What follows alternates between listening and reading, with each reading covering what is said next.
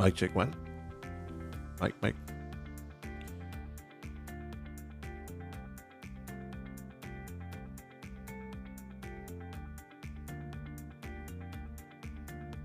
Hello. Hey guys, how you doing? Welcome back. Thanks for joining our channel today. Today we're gonna talk very briefly. I'm just gonna talk to you about the 10 most mistakes that normally importers do when making importations into the country of the United States. And we're gonna discuss those issues of those top 10 common mistakes that they normally do, and obviously they created impact for the import community. They created headaches for the importer when they're wrongfully advised or simply don't follow protocols the way they have to follow them. And pretty much today we're gonna discuss those issues. I'm just gonna give you the most ones that normally they commit. And again, I'm going to talk to you about what kind of best practices to use in order to avoid, you know, getting penalized by customs. You know, where you're going to end up getting sanctioned, and you're going to end up getting your products seized and everything. And pretty much you don't want to be in that situation. You know, where that's going to happen to you, and eventually you're going to run into problems. You know, so again. The number one mistake that normally that they do majority of the time that I've seen it personally, and based on experiences and based on custom statistics as well. Um, the number one mistake they do is that they sometimes they use an incorrect classification. The HTS, the Harmonized Tariff Schedule of the United States, pretty much, you know, it's the HTS is the one that normally tells you how much duty you're gonna pay. You classify your product and you say, okay, this is gonna pay 2%, 5%, whatever percentage it's gonna pay.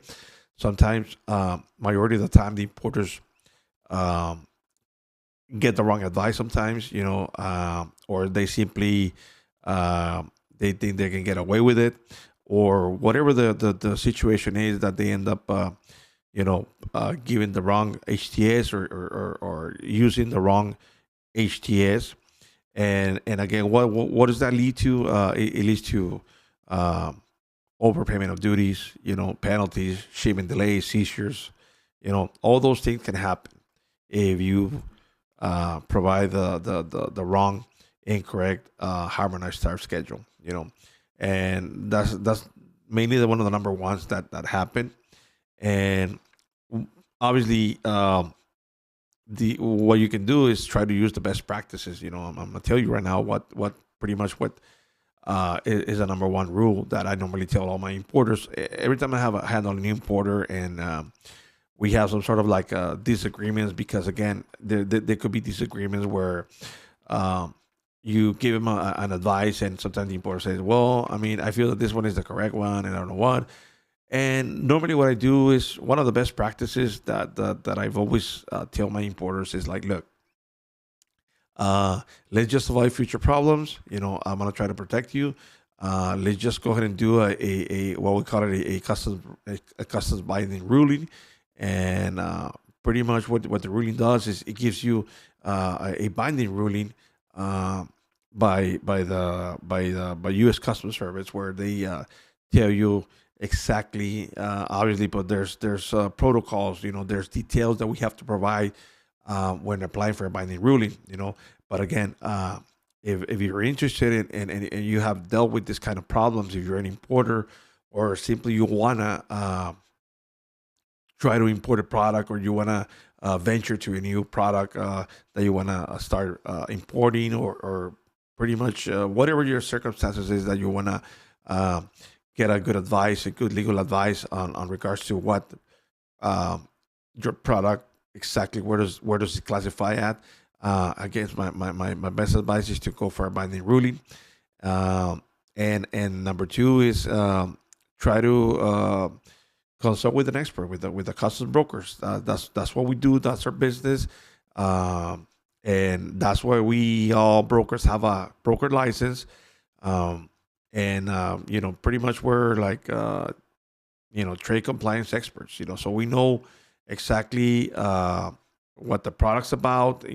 Obviously you provide all the details, and from there on, but we'll just try to give you the best advice as possible. But again, if we feel that there's a unconformity there, the best way to do is to obtain a binding ruling. And obviously, that's the number one rule that I always tell my clients. Let's just not assume. Let's just go ahead and get the binding ruling, and let's just wait for it. And from there on, but you know, we'll start with the right track. So again, just try to avoid having those mistakes that the majority of importers do, which again provide the wrong HTS, which is the wrong classification of your product. And again, avoid overpayments, penalties. Your shipment is going to be delayed, and customs is going to charge you interest rates and everything. So again, try to avoid all that. Try to stick with the right HTS. Okay. Number two, it's a very common one too. It's pretty much improper valuation of the goods. When you're bringing in a product, you have a retail value on your commercial invoice, right? And sometimes, a lot of them, a lot of those invoices, they're under valuation. And again, some of them they undervalue it. Some of them they don't include certain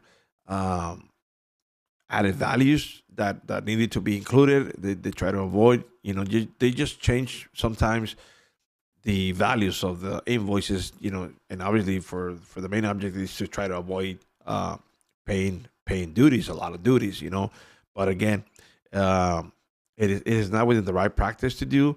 And I know a lot of importers. I'm not talking about my importers, but I know that there's a lot of importers out there, because again, that's pretty much the number two mistakes that importers normally do. And again, try to use the best practices. Understand the acceptable valuation methods. How they work. And again, again, sometimes in the invoice they don't report like assets, royalties, and commissions. All those things are added values and stuff like that. So you have to accurately, include all those expenses that if it in fact does include, again, assets, royalties, and commissions. And that's part of the evaluation regulation that you need to follow along. And again, maintain a complete transaction records of everything in case of an audit. Because again, like if you undervaluate your commercial invoices, again, you're gonna get triggered for audits. And then from audits they come to fines, and they can even give you criminal charges if they know for a fact that you continually did it with the intentions to commit fraud. They can see it like that, and you can even get criminal charges. So again, avoid all that too. Pay a lot of attention, and again, you gotta do what you gotta do. Report all those expenses. And avoid all these problems. That's the number one. The number two, improper valuation of the goods. Number three, it's obviously ignoring the country of origin requirements. A lot of them they don't have no clue about it, and they don't know what the country of origin requirements are.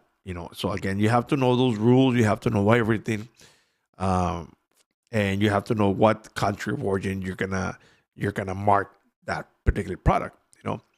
And again, ignoring the fact of the country of origin, it has a tremendous impact about it, because again, then that causes mislabeling, causes the failure to mark the origin correctly. We obviously, when you mark it incorrectly, it leads to penalties and denial of entries. So again, you can cause a lot of problems to your shipments. and everything comes down to getting penalized. So again, avoid that.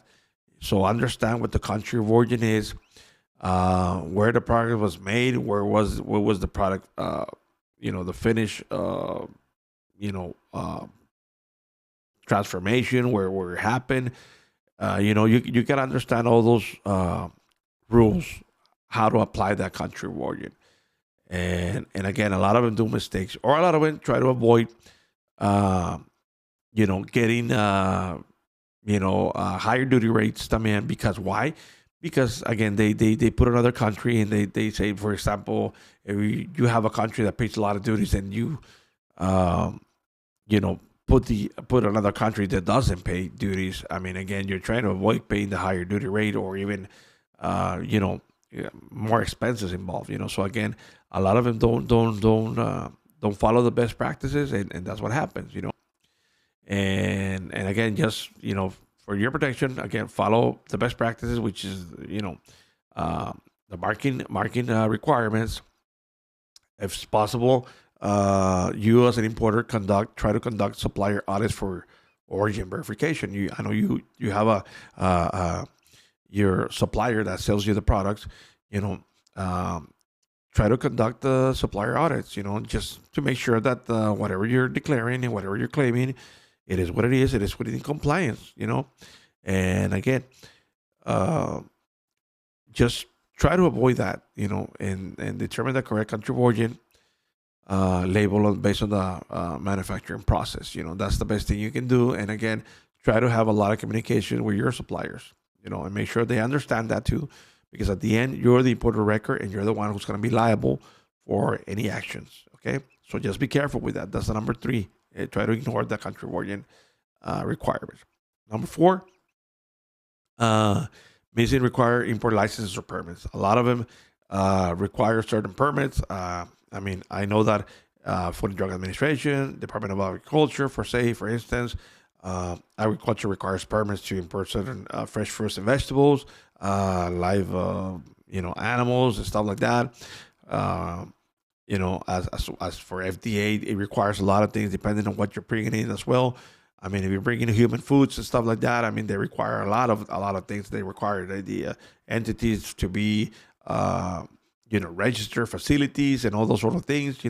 So you gotta make sure that you are in compliance with all those requirements, that your product actually can be imported legally without no problem.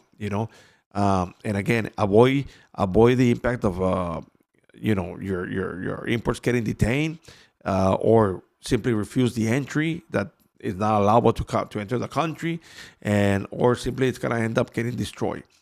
Again, avoid all those things by trying to make sure that before you buy or to import your product into the country, or before you as an exporter or manufacturer is gonna export into this country, make sure that your product qualifies and has the correct licenses and permit to import the products into the United States. And again, use those best practices. Um, Again, identify the agency requirements. Number one, it's like, okay, does my product qualify for? Is it regulated by Food and Drug? Is it regulated by USDA? Try to use those best practices. Make sure follow along with those regulations and everything. And again, avoid having your products being detained by custom service, because they will be detained and they will be refused entry about it. Okay, so that's the number four. The number five mistakes importers do is failing to meet the product compliance standards. Okay, what impact does it have? Non-compliance can lead to recalls and fines. And again, the best practices you can do is ensure your product meet U.S. regulations, um, and again, conduct testing, accredited labs, and all those sort of things. A lot of imports, they do feel they've failed to meet a lot of product compliance. And again, if you don't meet product compliance, and you're gonna import it into the country, and it's gonna be causing a lot of problems. You know. Once it's being imported, and because it didn't meet certain requirements, again, you gotta make sure that it complies with all the requirements. everything. Okay, as far as to licenses, permits, and as far as to compliance. Once your product it's imported for sale in the commerce of the United States, you gotta make sure everything's in compliance. Okay, and it's about everything. Everything. So make sure that you understand that you selling and exporting into the United States, importing product has to be in compliance. You don't want importing something and then something happening over here and then end up, getting criminal charges and stuff like that as well. So you don't want to do that, especially if there's another agency involved, which USDA, Food and Drug, or other federal agency that gets involved, depending on the product. You don't want to get in trouble. Okay, so again, follow those protocols. Number 6, incomplete or accurate documentation. Documentation error causes delays and possible seizures. Okay, obviously, best practices. Double check all entry documents. Okay, maintain proper records.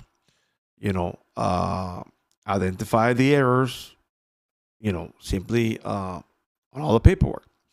And here, when you talk about incomplete and accurate documentation, it frequently happens sometimes where, like, a lot of importers, they have an invoice, and in that invoice, normally it has a lot of incorrect information, or it's missing information as well. A lot of them, they just use a lot of codings and stuff like that, and mainly, sorry, the invoice has to have a very detailed description of the merchandise as far as the values and all those sort of things, and some of them don't even comply with it. So that's one of the mistakes also they make a lot. And the other mistakes is, like, understand that when you're going to import, obviously, it's number one, the commercial invoice is required, packing list is required, bill of lading, if it's required. Again, all those paperwork is part of the transaction. And a lot of them, some of them, they have a missing document sometimes, where, like, they don't have it at the time of importation, and the only thing that's gonna happen is gonna get delayed. Your price gonna get delayed, and you're gonna have problems. If you have a missing document, you're gonna have problems. So again, you don't wanna end up getting your merchandise detained or in hold because of a missing document. We don't want to do that. And again, make sure that everything's in compliance. Make sure you review all the paperwork, that everything's in compliance, and you provide all the information to your broker. That way, they can make sure that they do the proper declaration as well. Okay.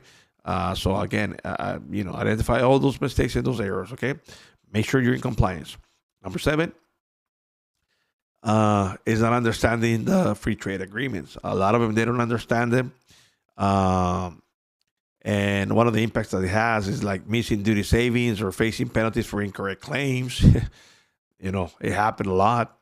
In other words, it's like, some people don't even realize, a lot of importers don't even realize that they can end up saving duty savings. That's what we say, duty savings. You can save those duties. Instead of paying those duties, you can save them, obviously, because why? Sometimes, again, a lot of them don't qualify for preferential treatment, per se, but a lot of them don't even, they're not even aware that they actually qualify until you reach out and then, talk to your broker, have communication with your broker, let them know, like, hey, this is what I'm handling, and this is what's going on. So again, obviously, in order to meet the free trade agreement compliance, you have to understand the qualification for the criteria of the free trade agreement. And obviously, again,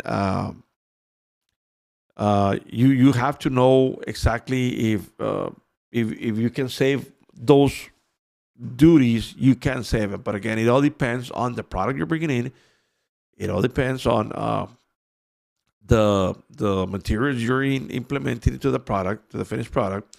A lot of it has to do with the manufacturing process. The added materials. There's a process to determine if it does qualify for free trade agreement. Meaning that you can avoid paying the duties. But sometimes, since you don't, sometimes a lot of importers don't understand, uh, again, the free trade agreements, and they end up paying a lot of duties, and when they can be saving those duties. So again, try to understand the free trade agreements, and make sure that if your product qualifies for preferential treatment on this one of these trade agreements, um, take advantage of it. Avoid paying those duties, and a lot of them don't seem to realize that. And by the time they try to obtain an advice, they already ended up paying I don't know how much duties.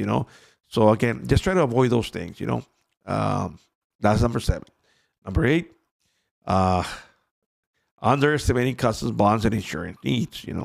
What impact does it have? Inadequate bonds or insurance can delay clearance and cause financial loss. I mean, obviously, secure appropriate bonds. That's pretty much one of my recommendations. Um, and some of them, again, a lot of importers, if they want to protect the product, you gotta purchase your cargo insurance if possible, because sometimes a lot of them don't carry uh, enough um, coverage for those insurances. And again, try to if you need to protect your cargo, again, try to get the best cargo insurance for it. To protect it. And you gotta choose your bond and insurance options for different shipment scenarios. So it all depends on the shipment. It all depends where it's coming from. It all depends what you're bringing in. Again, it's your investment. You gotta protect it. Try to purchase a cargo insurance. And the other hand, también, as well, is the customs bond. The customs bond, because as you know, every transaction that gets imported to the United States, by law, they have to importers have to be protected under customs bond. So again, it all depends on your product that you handle, commodities, volumes, and stuff like that. Whether you pay duties or not, it all depends on that. It will determine the proper amount that you're gonna be using to in order for you to be in compliance with customs, and that way your shipments can be released without no problem. So again, try to make sure that you have proper coverage, proper compliance is number one key. And again, if you don't know what kind of bonds you can purchase or you can get, or what is it that what are your options are, again, feel free to reach out, and we'll try to give you the best advice as possible. But again, if you can, if you can reach out to your broker, and let them know, if make sure that everything on your part is compliant, because again, at the end, the responsible party is going to be you, the importer of record. So again, just be careful how you make those decisions. And another one, and I did talk about this once, but I talked a couple of weeks ago, or about a week ago, but like I put it out there, and it was on a Spanish version. I'm gonna do one, so you can be aware. If you haven't subscribed to our channel, and it's the first time you're joining our channel, please make sure that you subscribe, because this one right here, the number 9, is very common. And it's very common because some of them don't have no clue of, okay, what is that, or how does that helps me out, or whatever. But at the end, it does. And I'm gonna put a content out there very soon, and I'm gonna talk about this, exactly. And this is like the number 9 is improper use of Incoterms. Okay. Um, Again, misunderstanding Incoterms can result in unexpected costs and risk. Okay, that's pretty much because remember, the Incoterms are, you know, uh, purchase agreements between buyer and seller.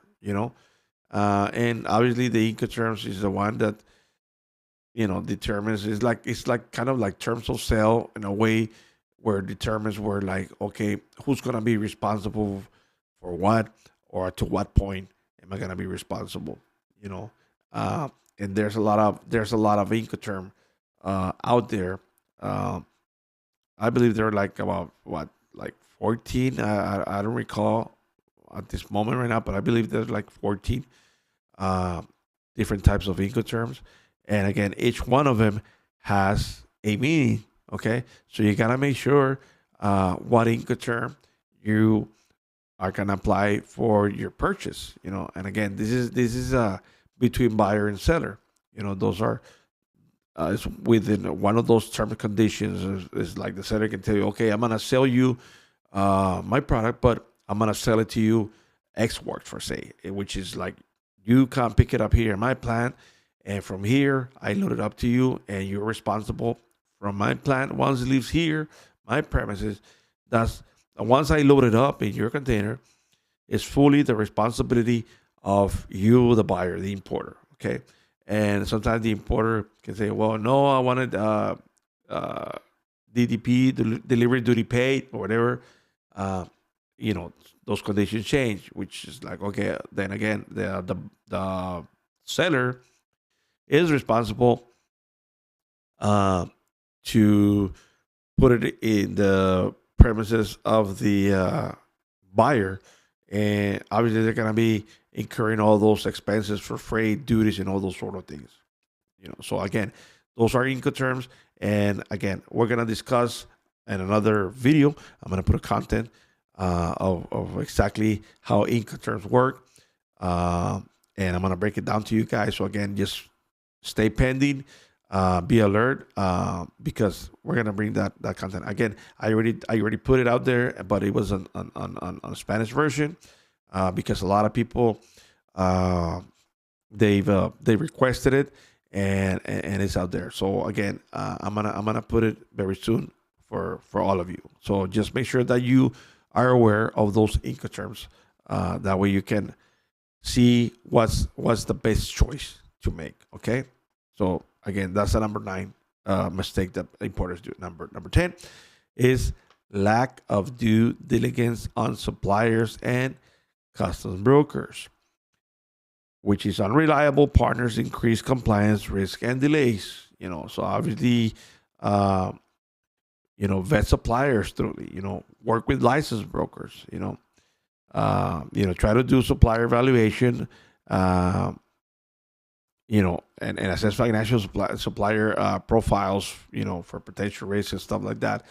Um, and again, why? Because remember, you're the importer record, so ultimately you're the one who's gonna be dealing with the problem at the end with with CBP, and that's you want to avoid all those sort of problems. So make sure that when you're gonna be buying from a new supplier, make sure that and you be aware that pretty much everything that you're buying, make sure that it's in full compliance. Make sure that that guy, that seller, that supplier, manufacturer, whatever, actually has been in compliance. The products have been in compliance and everything. You just gotta make sure, because at the end, again, anything that happens, it reflects on the importer, and the importer is the one who's responsible and liable for for anything that happens with the merchant that's being imported. And there's been a lot of cases. Again, there was cases where we're like somebody imported I'm just gonna give you a brief example. Somebody imported shampoos from Mexico, and obviously with those shampoos, they were claiming the ingredients and stuff like that, or whatever, it was that whatever included in it, the content, whatever content it has, and all those sort of things, and they were not mentioning a particular content. I don't know what it was, but there was this 2% content that those shampoo had on the shampoo when it was imported, but it wasn't claimed on the label of the actual shampoo. And obviously, even though the manufacturer, which is the supplier, he was aware because he's the manufacturer of it. He manufactures those shampoos, and then this importer, he didn't conduct a proper care, proper diligence. Like trying to find out, okay, like okay, I'm gonna buy from you, but like let me see what I'm gonna buy. Is everything compliant, because that's FDA regulated. It turns out that he didn't follow with those protocols. He just totally ignored. He thought it was like very easy, like, I'm just gonna go to Mexico, buy and bring. That's it. And when the shipment was detained, and all those sort of things, the first time he brought it in, uh, it got released. There was no inspections done and stuff like that. It got released, and everything. And then again, there was another shipment that came in, and it turns out that what the Department of Food and Drug did, they grabbed some samples of those shampoos, which this was the second shipment. They grabbed some samples and they sent them to the lab. When they did the lab works on those contents, they found out that he had this ingredient, a 2% ingredient, that caused some sort of a burnout or the skin or some stuff like that. And it came out, from the previous shipment, that it was already doing that to the people that have bought it. And so what ended up happening is that they detained the shipment. Importer got in problems, and when they reached out to the importer, because again they found out that they were not inputting that other content, that 2% content. So again, everything was negligent conduct on both parties. Even the manufacturer, the seller, got in trouble with agriculture, with the Food and Drug Administration, and again, they got in problems. They had a lot of problems with it, and well, they ended up recalling the other merchandise. They try to recall the other merchandise, but again, they by the time they recalled it, it was too late. Because the majority of the products were sold. So again, those are my top 10, mistakes that importers do. I hope I try to briefly explain to you. And again, try to avoid those mistakes. Be in compliance. Reach out. Talk to your broker. Talk to your specialist or whoever you guys talk to. Make sure that you reach out. And again, if you are a new importer or manufacturer, and you want to get an advice, by all means, reach out. Let us know. Comment. Make some comments on our video, and again, I'll be more than glad to respond. And if you like this content, again, I beg you, please just like our channel, subscribe, and to keep up to date, because we're gonna put more content out here. Okay, so make sure that you stay alert and try to follow all the protocols. Make sure that you know what you're getting yourself into before you get yourself into problems. Okay, so avoid it. Do use your best practices, and just have a safe, smooth importation and release, without no problems. Again, if you guys have an importer or anything that you guys want to have a consultation, by all means, reach out, and I'll be more than glad to help you out. In the meantime, I thank you very much for everybody for tuning in to our channel, and I'll see you on our next content very soon. Just, in the meantime, I'll see you later, guys. Good night. Thank you very much.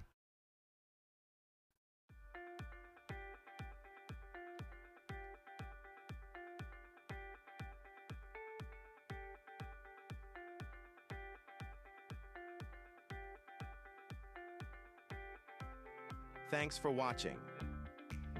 Today, we explore the wonderful world of international trade. If you enjoyed this video, please give it a thumbs up and comment below with your thoughts. I'd love to hear your experiences. Don't forget to subscribe, because next week, we'll be diving into more topics. I truly appreciate each of you for spending your time with me. Until next time, stay curious and keep exploring.